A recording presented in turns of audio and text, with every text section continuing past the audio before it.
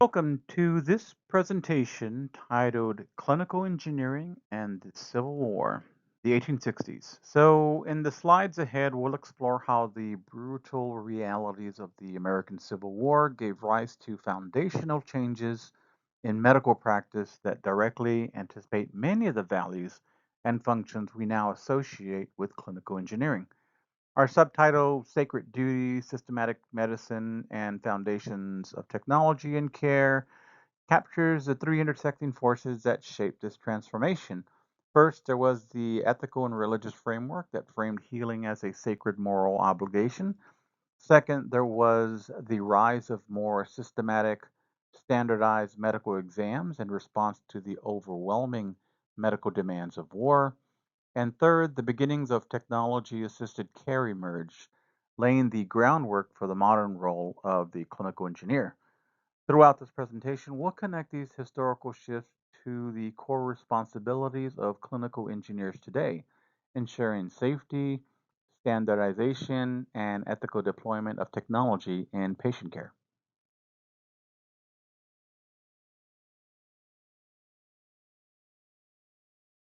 The American Civil War, fought between 1861 and 1865, was one of the most devastating conflicts in U.S. history. And not just in terms of battlefield deaths, the war exposed the country's profound lack of preparation for large scale medical care. The military, both Union and Confederate, was completely overwhelmed by the scale of human suffering. While combat injuries were severe and frequent, it was disease that proved even more deadly. Unsanitary conditions in camps, a lack of understanding about infection control, and poor access to medical supplies contributed to epidemics of tuberculosis, dysentery, malaria, typhoid, and many other things. For every soldier who died in battle, two more died from disease. The scale of this health crisis made it clear that existing medical systems were inadequate. The military's ad hoc approach to healthcare, often based on informal or inconsistent medical judgments, could not keep up. What emerged instead was the urgent need for structure, consistency, and standardization in how soldiers were assessed, how they were treated, and how they were monitored. This wartime necessity gave rise to more formalized and instrument based medical exams, anticipating some of the core responsibilities that clinical engineers uphold today. As the Civil War progressed, it became clear that the military could no longer afford to rely on vague or inconsistent health evaluations. The high rates of disease, physical breakdown, and unfitness for service drove a shift in how soldiers were medically screened. Physical examinations became increasingly focused on identifying conditions that could compromise a soldier's performance or long term survival. Tuberculosis and heart disease, in particular, were prioritized because they were common. They were debilitating and often invisible without closer assessment. Screening also expanded to include general physical fitness, evaluating height, weight, lung function, and endurance. Most significantly, these exams began to move away from subjective opinion based assessments toward more standardized evidence based procedures. Instruments like stethoscopes became widely used to evaluate heart and lung function. Urine tests were used to detect systemic illnesses and kidney disease. These tools provided measurable, reproducible data that could inform medical decisions more reliably and well, they were better than just intuition alone. This shift to quantifiable diagnostics marked an important step toward the clinical engineering mindset, a healthcare model that depends on accuracy, consistency, and technology. It was an early recognition that good care requires not only knowledge, but also the tools to make that knowledge actionable. Practical and scientific reasons for reforming medical exams during the Civil War, there was also a strong ethical and spiritual foundation driving these changes. In many ways, healing during this time was seen not just as a technical task, but as a sacred duty. Christians' humanitarianism played a significant role in legitimizing and expanding wartime medical care. Many religious leaders and congregations viewed tending to the wounded as a moral responsibility, an extension of their faith. This belief helped mobilize thousands of clergy, nurses, and volunteers who worked in military hospitals and often under dangerous and grueling conditions. Churches and religious organizations also helped fund and staff convalescent homes and field hospitals, reinforcing the idea that medical care was not only a civic necessity, but a spiritual calling.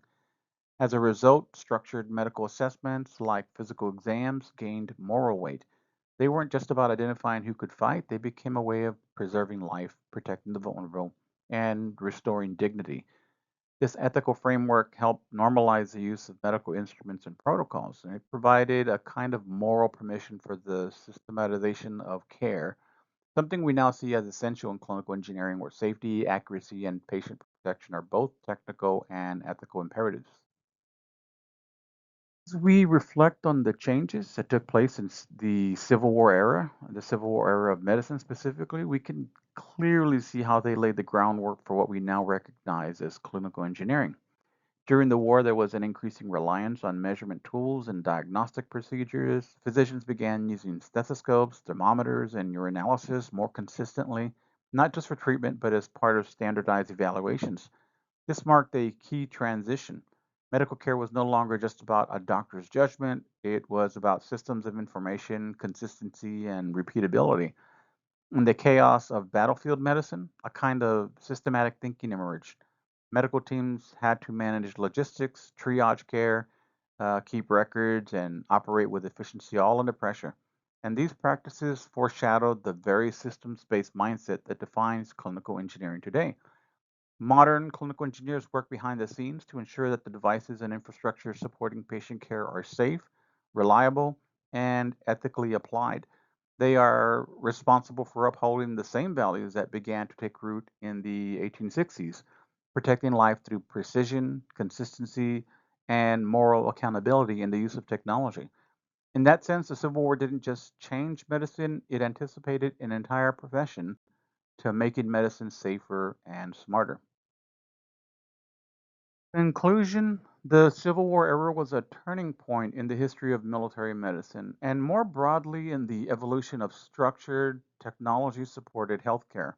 Faced with unprecedented challenges, the military was forced to rethink how it assessed and cared for soldiers. The result was a shift toward more rigorous, standardized, and instrument based medical practices. But this transformation wasn't purely technical, it was deeply shaped by the spiritual and ethical climate of the time. Christian humanitarianism gave moral weight to healing and legitimized medical reforms. Structured assessments were not only medically necessary, they were seen as spiritually just and socially responsible. These developments, technical, moral, and systemic, formed the bedrock of what we now call clinical engineering. The field today still operates at that intersection, ensuring the safe and effective use of healthcare technology while honoring the ethical responsibility to protect human life. And in many ways, the values that define clinical engineering today were born on the battlefield, not just out of necessity, but out of a deep conviction that care must be both precise and profoundly human.